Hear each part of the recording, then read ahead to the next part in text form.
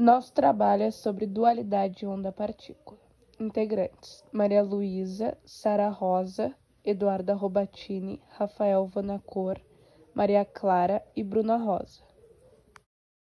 Como surgiu a dualidade onda-partícula? Em 1801, o físico britânico Thomas Young desenvolveu um experimento capaz de diferenciar se a luz era uma onda ou uma partícula. O experimento da fenda dupla. Nesse experimento, uma fonte de luz é colocada a uma distância considerável de uma placa sólida com dois pequenos buracos que são separados por uma pequena distância. Do outro lado, uma placa com antirreparo, superfície.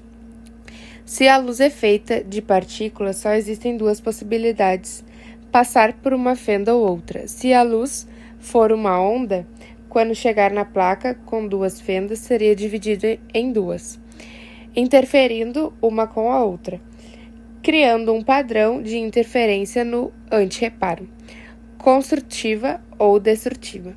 O resultado foi comprovado que a luz era uma onda. Segundo a teoria do vigente da época, qualquer frequência de luz deveria ser capaz de ejetar elétrons uma folha metálica. Entretanto, os resultados de Hertz mostram que somente a partir de certas frequências que se detecta tal missão.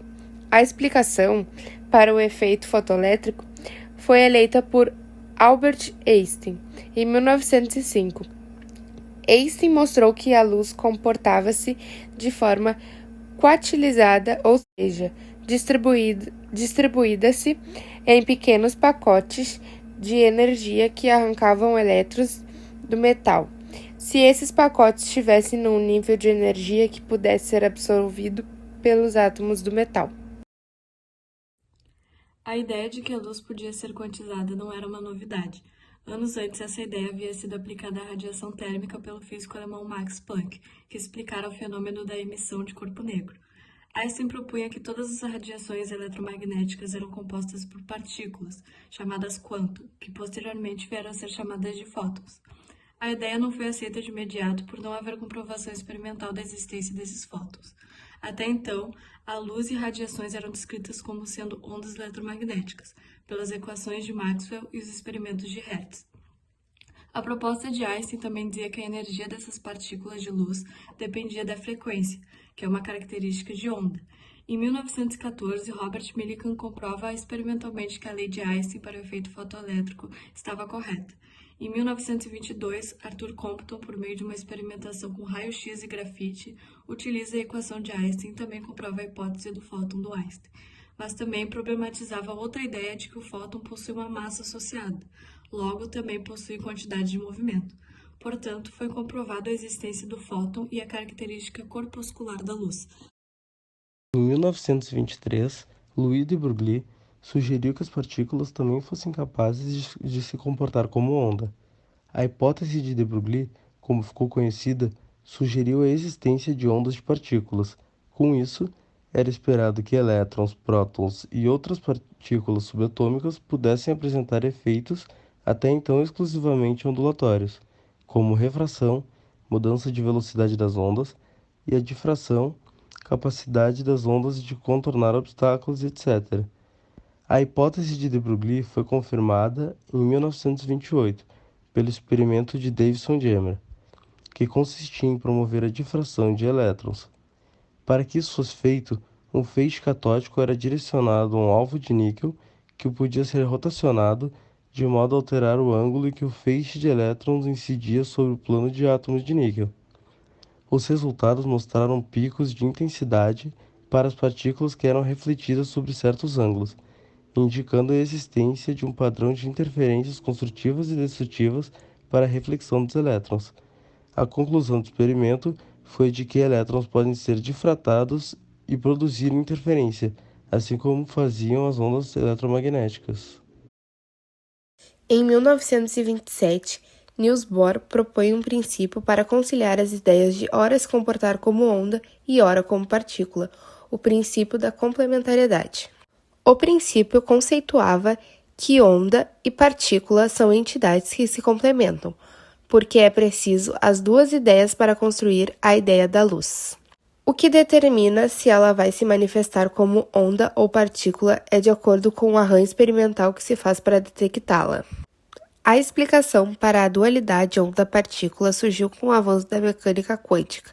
Atualmente sabe-se que todos os sistemas quânticos são regidos por um mecanismo conhecido como princípio de incerteza Heisenberg. Segundo esse princípio, as partículas são como um campo de matéria, uma vez que não é possível determinar com absoluta certeza a posição de uma partícula quântica. A partir do desenvolvimento da equação de Schrödinger, passamos a entender que todas as partículas são completamente caracterizadas por uma função de onda, que nada mais é do que uma expressão matemática que carrega consigo toda a informação que pode ser extraída daquela partícula. O que é dualidade onda-partícula? Dualidade onda-partícula é uma característica de partículas como átomos e seus componentes. É também uma propriedade inerente da natureza tanto para partículas quanto para ondas. A dualidade afirma que ondas podem se comportar como partículas, e vice-versa. A dualidade onda-partícula é resultado de grandes números de experimentos e teorias, como aquelas relacionadas ao efeito fotoelétrico, esclarecidas por Albert Einstein. Diferença entre onda e partícula. Partículas ocupam determinado lugar no espaço e ondas se propagam por todo o espaço. Partículas, quando colidem, como duas bolas de bilhar, assumem trajetórias definidas, que podem ser perfeitamente calculadas a partir das leis de movimento estabelecidas por Newton. Apesar de serem coisas totalmente diferentes, do ponto de vista da física, toda partícula tem uma onda e ela é associada e vice-versa. A forma como a matéria se expressa, seja em forma de onda, seja em forma de partícula, está relacionada à forma como ela é observada. As partículas ocupam uma posição no espaço, são dotadas de massa, têm forma definida e são bem localizadas, isto é, pode-se determinar facilmente sua posição. Já as ondas são perturbações no espaço, não têm posição definida, não têm massa, são fenômenos que transportam energia, estão sujeitas aos fenômenos de reflexão, refração, difração, interferência e etc. Algumas fórmulas importantes. Comprimento da onda igual a h, que é o constante de Planck, dividido por m, que é a partícula da massa, vezes frequência da onda, que é o v. E igual a h vezes v. E é igual à energia do fóton, h é a constante de Planck e v frequência da onda.